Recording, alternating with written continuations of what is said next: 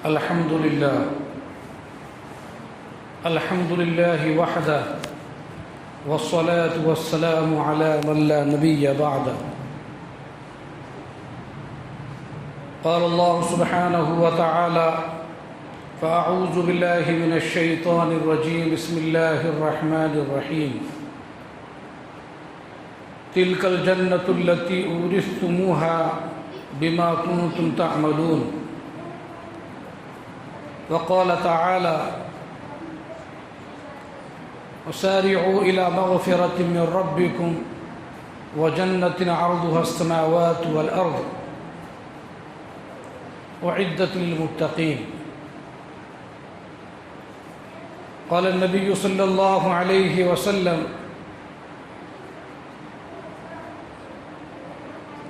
إن الجنة حفت بالمكاره وحجبت النار بالشهوات. صدق الله مولانا العظيم وصدق رسوله النبي الكريم ونحن على ذلك لمن الشاهدين والشاكرين والحمد لله رب العالمین. محترم بزرگوں، دوستو اور میرے دینی اور ایمانی بھائیوں، میں نے آپ کے سامنے قرآن مجید کی ایسی آیت تلاوت کی ہے جس میں جنت کی نعمتوں، جنت کی وسعتوں اور اللہ کی طرف سے متقیوں اور پرہیزگاروں کو اس میں ملنے والی راحتوں کا تذکرہ ہے. انسان دنیا سے چلا جاتا ہے، موت واقع ہو جاتی ہے. یہاں سے جانے کے بعد اب وہ کہاں جاتا ہے، کہاں رہتا ہے، کیا کرتا ہے، وہ کیا کھاتا ہے، یہ ساری چیزیں پردہ غیب میں ہیں. ہمیں اس کا کوئی علم نہیں، ہمیں اس کی کوئی معلومات نہیں. بس احادیث میں یہ فرمایا گیا ہے کہ پرہیزگار متقی جو ہوتا ہے وہ علیین میں پہنچ جاتا ہے، اور جو فاسق و فاجر اور گنہگار و بدکار ہوتا ہے وہ اسفل سافلین میں پہنچ جاتا ہے. عالم برزخ، اس دنیا اور عالم آخرت کے درمیان ایک جہاں ہے جہاں یہ ساری روحیں جمع ہوتی ہیں.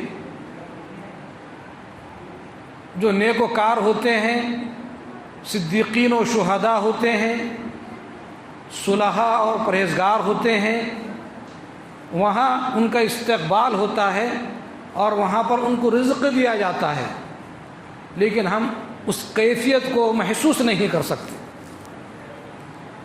لیکن آج تک کبھی ایسا نہیں ہوا کہ دنیا سے جانے والا واپس آ کر ہم کو یہ بتا دے کہ ایسے ایسے وہاں پر حالات سے میں گزرا ہوں، وہاں کی کیفیات کچھ اس طرح سے ہیں. کبھی دنیا سے جانے کے بعد کوئی واپس نہیں آیا جو اپنے آنکھوں دیکھا حال اور اپنے اوپر گزری ہوئی اس کیفیت کا اظہار کر سکے. ایک بزرگ تھے، ان کے شاگردوں نے یہی بات ان سے کہی کہ انسان چلا جاتا ہے، وہ کیا کرتا ہے اور کس طریقے سے وہ رہتا ہے اس کا حال ہم کو کچھ معلوم نہیں ہوتا.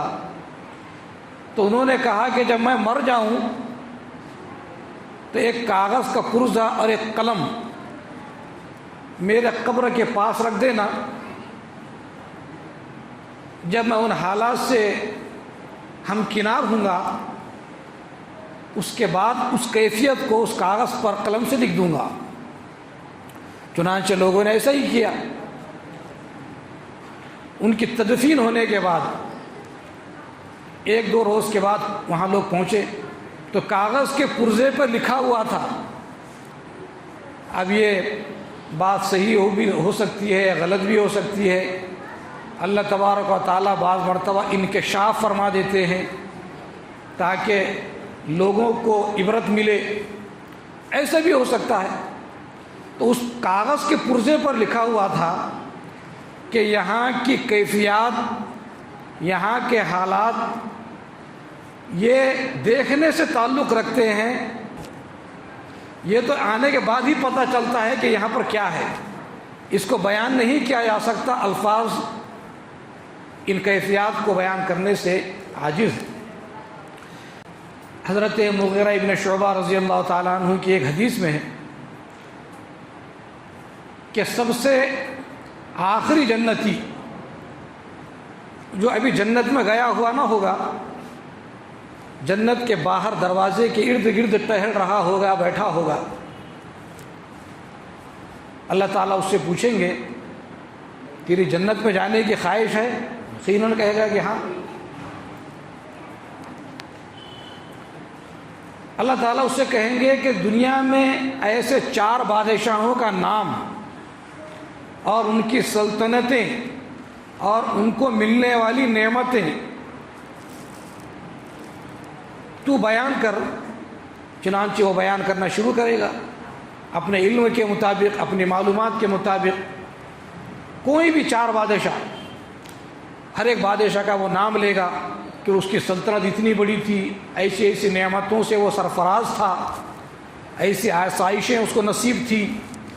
اللہ تعالیٰ فرمائیں گے کیا وہ ساری نعمتیں اگر میں تجھے دوں تو کیا تو راضی ہوگا؟ وہ کہے گا یقیناً اے اللہ، اگر وہ نعمتیں مل جائیں تو اس سے بڑھ کر اور کیا بات ہو سکتی ہے۔ اللہ تعالیٰ فرمائیں گے کہ ان بادشاہوں کی سلطنتیں اور ان کو ملنے والی نعمتیں، اس دنیا میں جو سلطنتیں کرتے رہے اس سے 10 گنا بڑی جنتیں نعمتوں کے ساتھ میں تجھے دے دیتا۔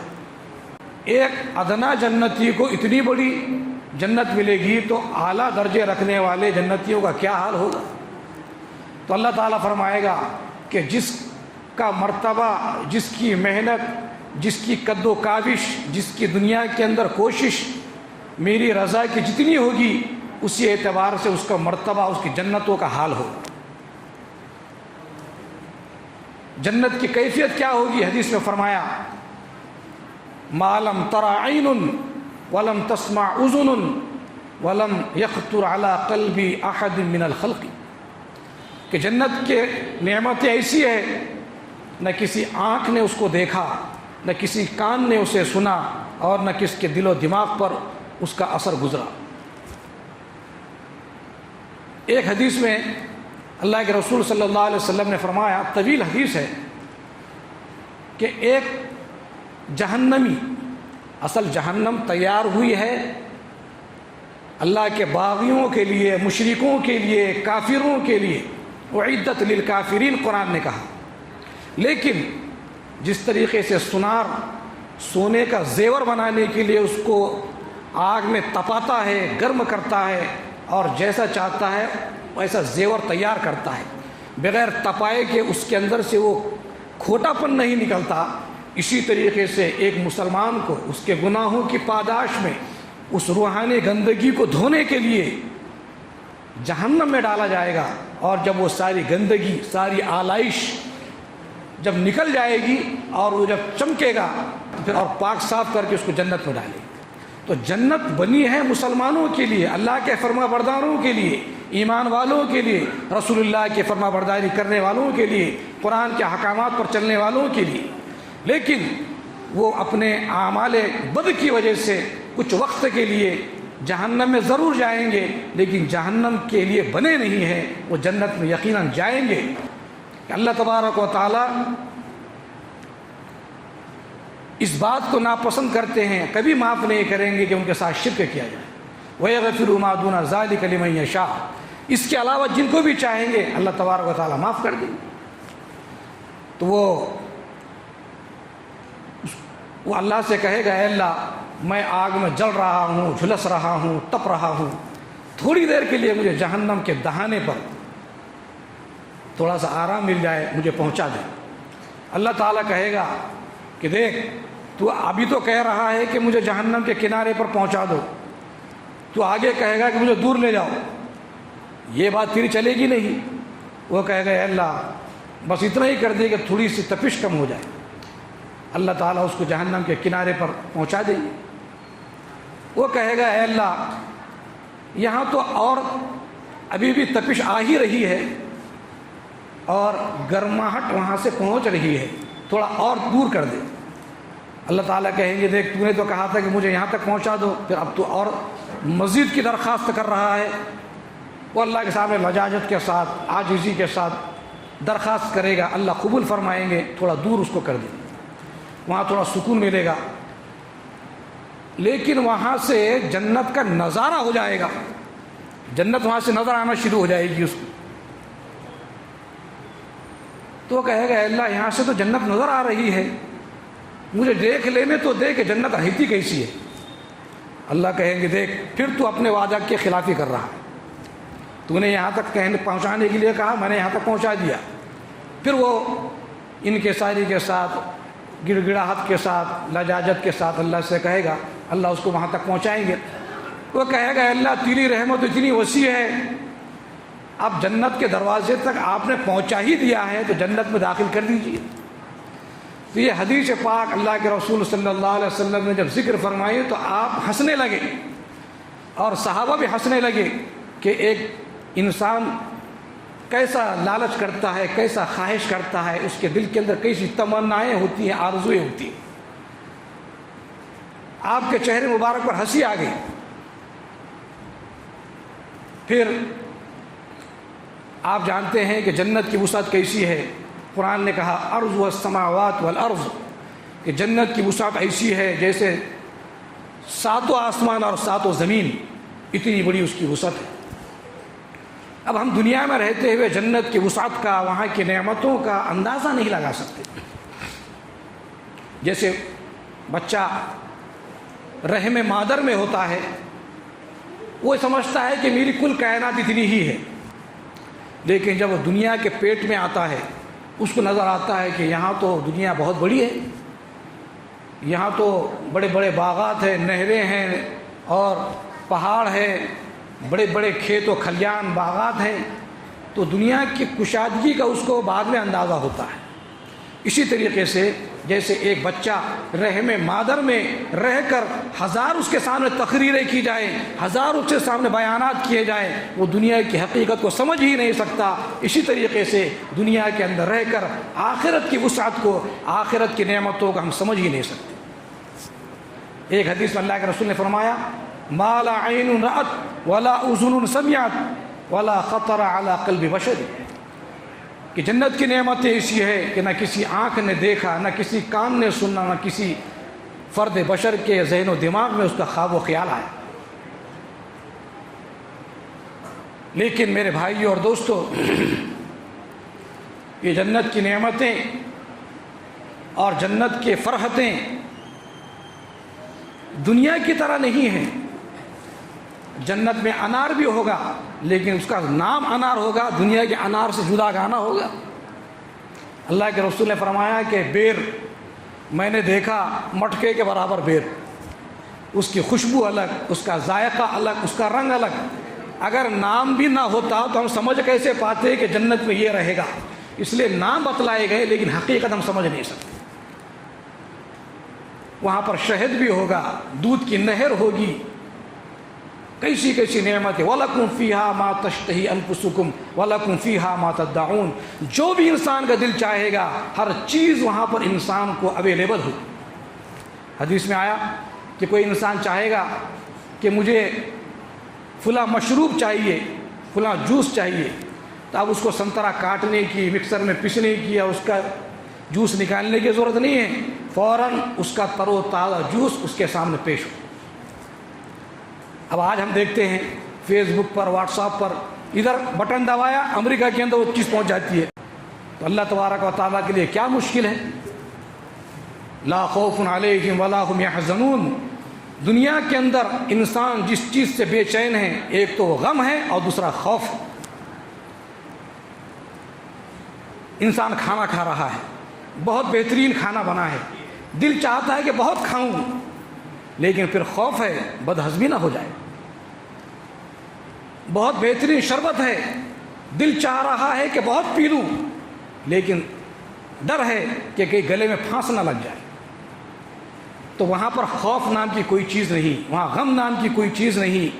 انسان کو غم ہوتا ہے کہ میرے گھر میں چوری ہو گئی تھی، کاش کہ نہ ہوتی، میں فلاں بیماری میں مبتلا ہو گیا تھا، کاش کہ ایسا نہ ہوتا۔ وہاں کاش نام کی کوئی چیز نہیں، وہاں کوئی غم نہیں، کوئی رنج نہیں، کوئی حزن نہیں، کوئی ملال نہیں، وہاں کوئی خوف نہیں، کوئی خشیت نہیں، کوئی اندیشہ نہیں، کوئی ڈر نہیں۔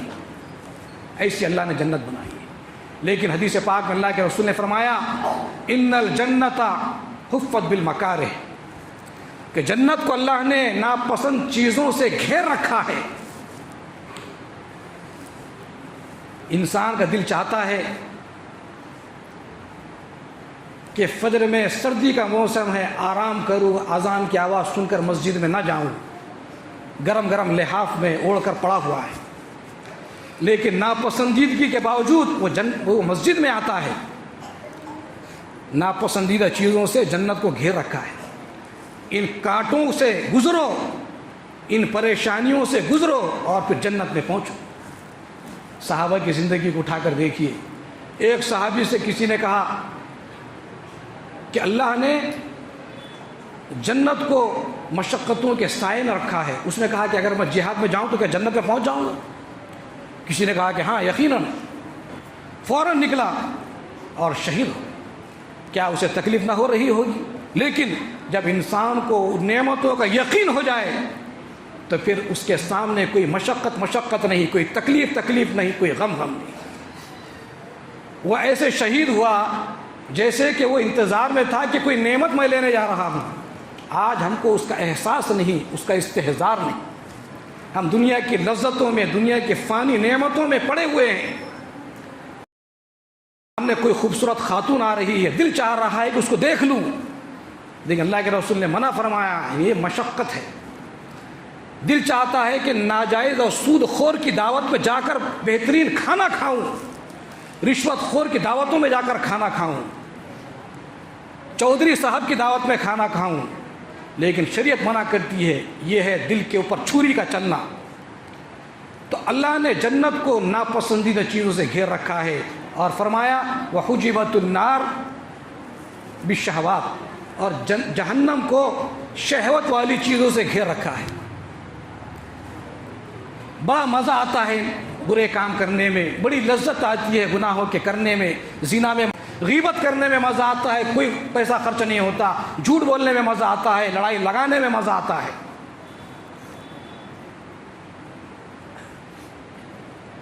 اس سے بچنا یہ جہنم سے بچانے کا ذریعہ ہے۔ جنت میں جنتی پہنچ چکے ہوں گے، جہنمی جہنم میں پہنچ چکے ہوں گے۔ اللہ تعالیٰ پوچھے گا اے میرے بندو کیا کوئی نعمت ایسی ہے کہ جو تم کو میں نے نہ دی ہو؟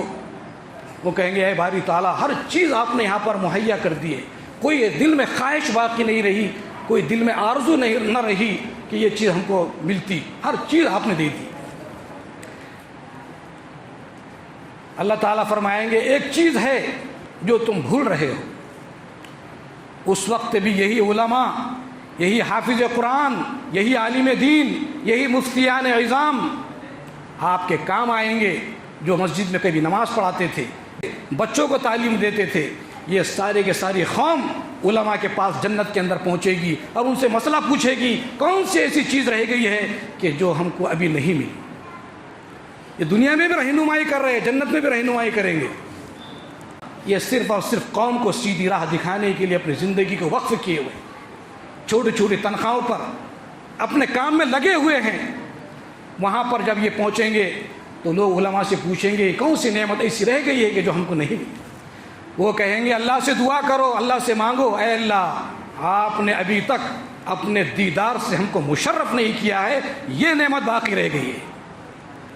اللہ تبارک و تعالیٰ وہاں پر سارے بندوں کو اکٹھا کریں گے۔ وہ جمعے کا دن ہوگا، جمعے کے دن بازار لگیں گے، لوگ وہاں سے بغیر پیسوں کے خریدی کریں گے، کرسیاں لگائی جائے گی، کسی چاندی کی کرسی، کسی سونے کی کرسی، کسی کی زبرجد و جواہر کی کرسی، کسی کی مشک عنبر کی کرسی، کسی کے دل میں یہ نہیں ہوگا کہ یہ مجھے ملتی، اپنی جگہ بہت خوش ہوگا، کوئی غم نہیں ہوگا۔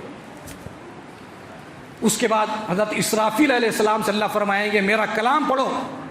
وہ جب کلام پڑھیں گے ایسی آواز سے پڑھیں گے کہ ساری کی ساری کائنات مدہوش ہو جائے گی، ایسا اس کے اندر مست ہو جائے گی کہ ان کو وقت کا پتہ ہی نہیں چلے۔